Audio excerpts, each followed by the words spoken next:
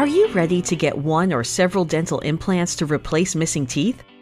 The purpose of this informed consent video is to explain how dental implants might help you, so you can decide if this treatment could be beneficial.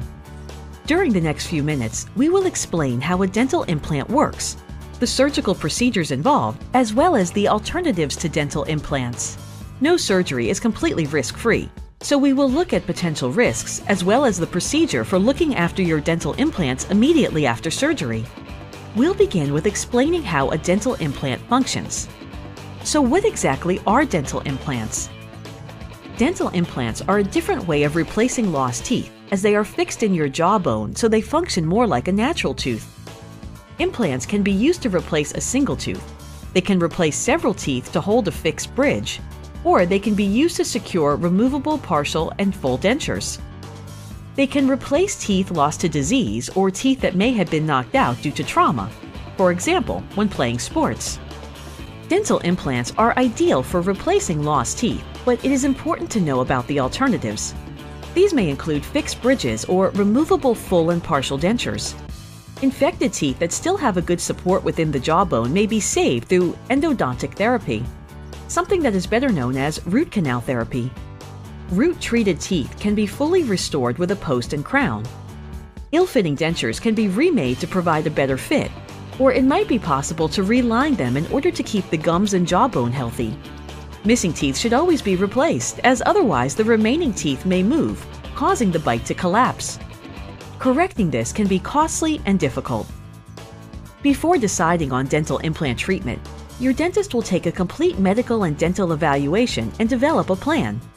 This is to ensure you do not have any health conditions that could make surgery inadvisable. In addition, the dentist will use a number of different diagnostic tools such as CT scans or dental X-rays, so your implants can be placed with precision and with minimal risk. The process for having dental implants involves two separate surgical procedures. The initial surgery is to place the implant post in the jawbone and is usually carried under a local anesthetic.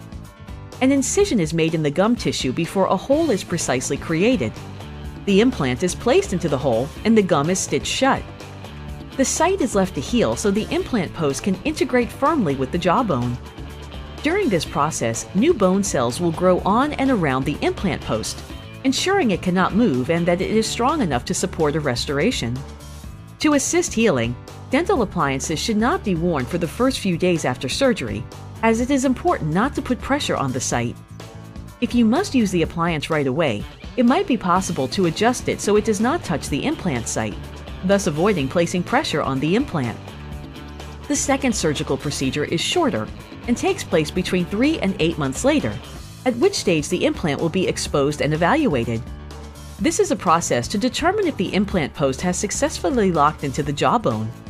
At this point, it may be necessary to make some changes.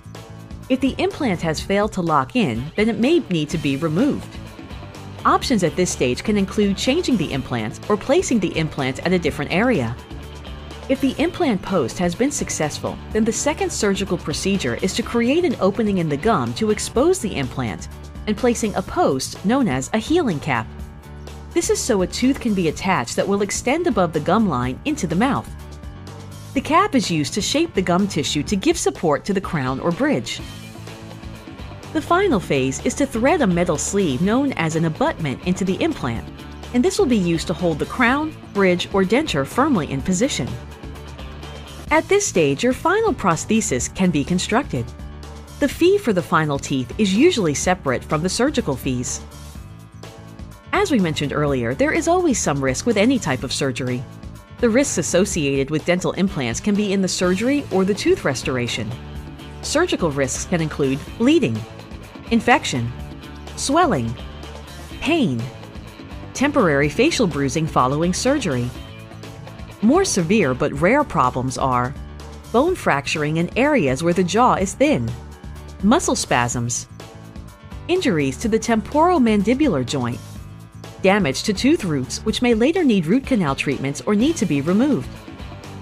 Nerve damage at the surgical site is usually quite close to a sensory nerve. This is mostly in the lower jaw. The damage can cause numbness, pain, or a tingling sensation in the lips, chin, and tongue. This numbness is usually temporary, but occasionally it may be permanent. In the upper jaw, sinus or nasal perforation during implant surgery, sinus infection. Complications are usually resolved when treated appropriately. They can be treated at the office with medications and procedures during the surgery or at home with medications such as pain medication to reduce pain, antibiotics to avoid or treat infection, steroids to avoid inflammation. It is important you note the following. Sometimes it might be necessary to carry out additional surgery to repair the problem. Surgery is thoroughly planned, but sometimes the actual procedure may reveal that implant surgery is not possible and a different dental solution is needed. Each person heals differently, so it is not possible to precisely predict the result of implant surgery. Making sure you understand these risks. This allows you to make an informed decision and to have realistic expectations of implant surgery.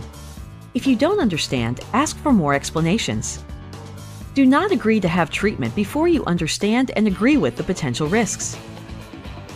Tooth restoration risks include failure of the implant to lock in the bone, causing a loose implant, fracture of the implant parts, causing the tooth to come off the post, fracture of the crown. These problems are usually solved by making new parts and new teeth. If it is necessary to carry out a separate surgical procedure to remove a failed or broken implant, or if it becomes necessary to replace an implant, then an additional fee may be charged by your doctor. Recovery after oral surgery can be improved through following the instructions given to you for post-operative care. Taking care of the surgical area will help promote optimum healing. You'll be provided with written instructions, and it is helpful to make sure they are handy in the days following surgery. If you are ever unsure about any of the instructions or are concerned that healing may not be proceeding normally, then please call your dentist. If your surgery involves IV sedation or a sedative, you may feel lightheaded or a little faint immediately after surgery, so make sure you are accompanied by an adult who can drive you home. Plan to take it easy for the first day or two after surgery, and do not operate any machinery or drive for the first 24 hours. Side effects can include localized facial bruising, swelling in the mouth or on the side of the face, stiffness or soreness of the face. Bleeding should not be uncontrolled, and if it seems heavy or fails to stop within a few hours, then please contact us for help and advice. You will be provided with detailed written instructions on how to deal with any discomfort. This may include ice packs to help reduce the swelling, pain medication to help with any discomfort, and methods for controlling bleeding. If you feel any excessive discomfort, then please contact us for advice. Long-term success of dental implants relies on good oral hygiene.